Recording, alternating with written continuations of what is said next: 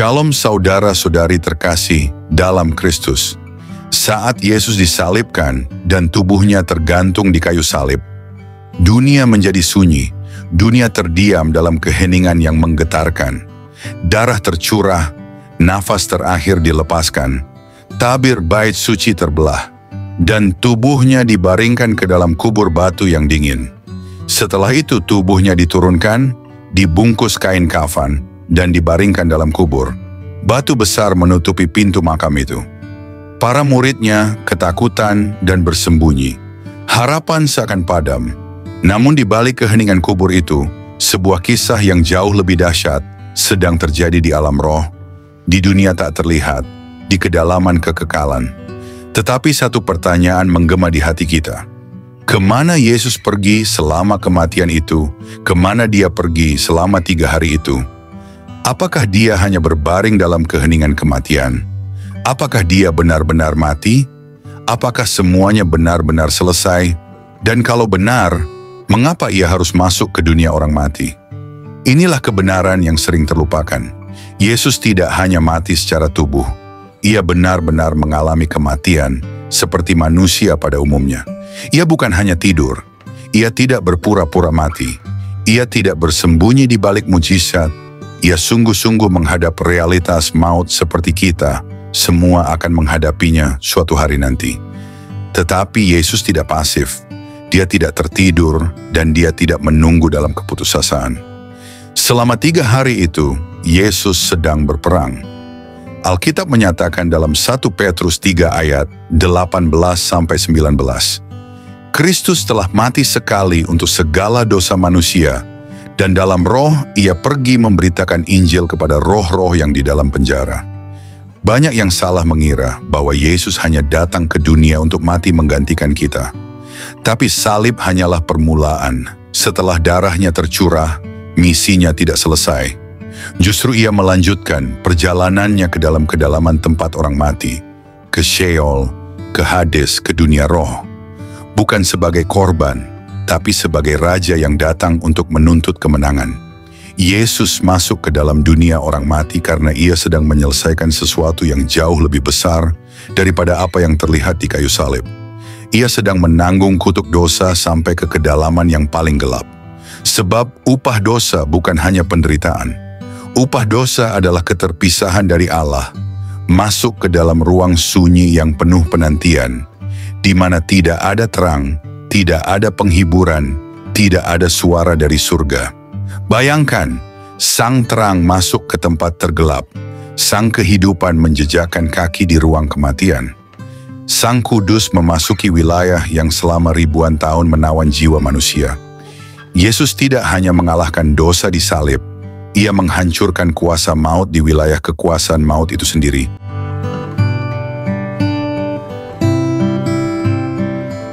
Yesus turun ke sana bukan karena ia dikalahkan oleh maut, tetapi karena ia sedang menaklukkan maut dari dalam. Ia tidak sekadar membayar hutang dosa, tetapi juga menghancurkan kekuatan dari si penagihnya. Yesus masuk ke dunia orang mati bukan karena dikalahkan oleh maut, tetapi karena ia memilih untuk turun ke sana dan merobek kerajaan kegelapan dari dalam. Seperti yang ditulis dalam firman di Ibrani 2 ayat 14. Oleh kematiannya, ia memusnahkan dia, yaitu iblis, yang berkuasa atas maut. Namun apa yang Yesus lakukan di sana bukan hanya tentang konfrontasi. Petrus menulis dalam 1 Petrus 3 ayat 19, bahwa dalam roh, ia pergi memberitakan sesuatu kepada roh-roh yang dalam penjara. Ini bukan Injil keselamatan bagi mereka yang telah mati, tapi pernyataan kemenangan kepada seluruh ciptaan, bahwa Mesias yang dijanjikan telah menang. Ia menunjukkan bahwa pekerjaan penebusan telah genap. Bahwa salib bukan kegagalan, melainkan mahkota kemenangan. Yesus juga turun ke dalam dunia orang mati untuk membuka jalan baru yang selama ini tertutup. Sebelum salib, bahkan orang-orang benar seperti Abraham, Daud, dan Musa tidak langsung masuk ke hadirat Allah. Mereka menanti janji yang belum digenapi. Tapi saat Yesus turun, ia datang bukan sebagai tawanan, tapi sebagai penebus. Ia menjemput umat yang setia dan membawa mereka masuk dalam terang, kekekalan yang dijanjikan. Mengapa semua ini penting? karena kita sering lupa bahwa maut adalah musuh terakhir. Dan Yesus tidak hanya mengalahkannya dari kejauhan, tetapi menginjakkan kakinya di tempat itu, merasakan kegelapannya, menanggung sunyinya, dan menang di dalamnya.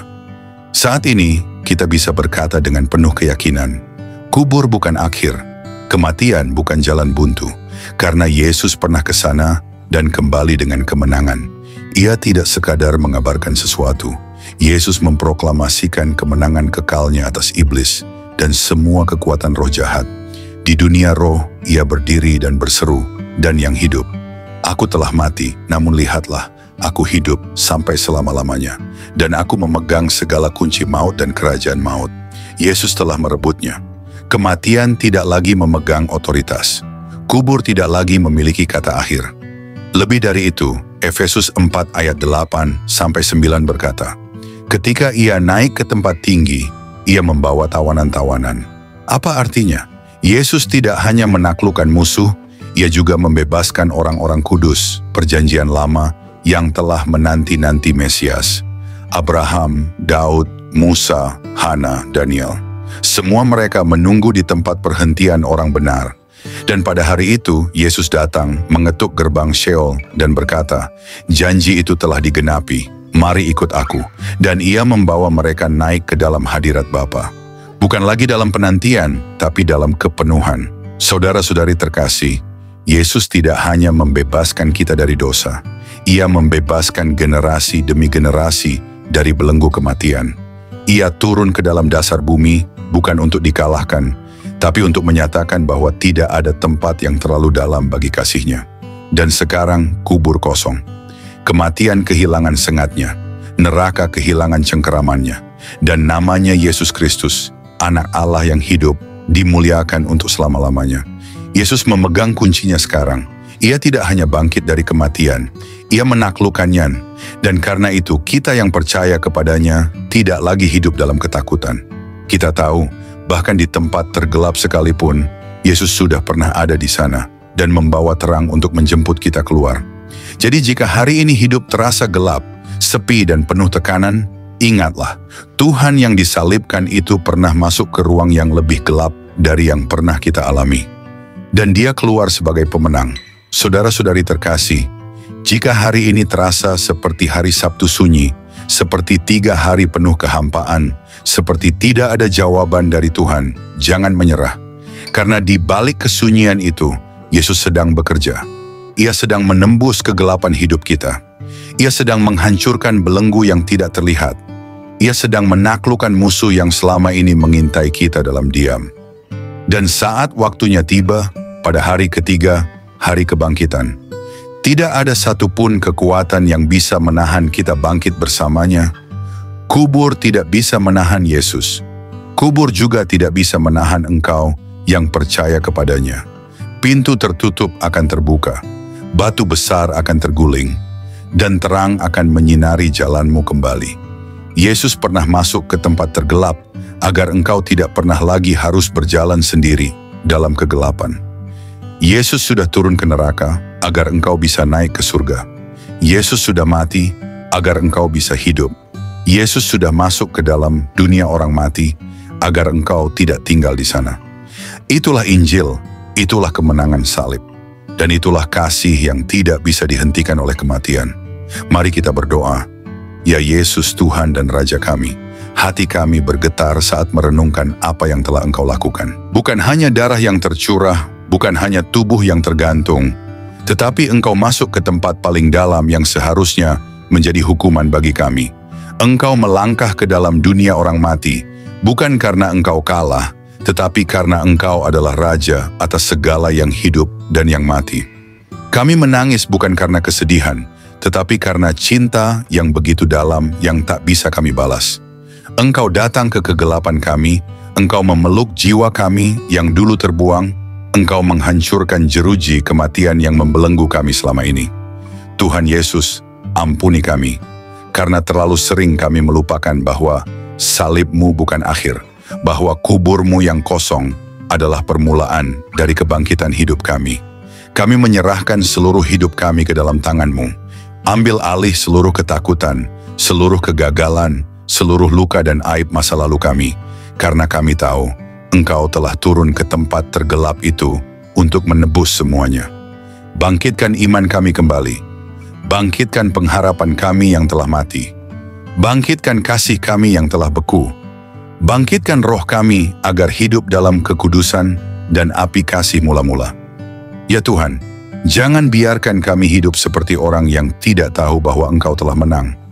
Buat kami bangkit bersama-Mu setiap hari, hidup dalam kekuatan salib-Mu, berjalan dalam terang kebangkitan-Mu, dan tidak lagi tunduk kepada maut dan dosa yang telah Kau kalahkan. Penuhi rumah kami dengan hadirat-Mu, penuhi gereja-Mu dengan kemuliaan-Mu, dan penuhi bangsa kami dengan Injil kemenangan yang tak bisa dihancurkan. Ya Tuhan Yesus, Engkau telah turun agar kami bisa naik. Engkau telah mati agar kami bisa hidup. Engkau telah menanggung semuanya agar kami bisa kembali kepada Bapa. Terima kasih Tuhan. Terima kasih untuk kasih yang tak bisa diukur.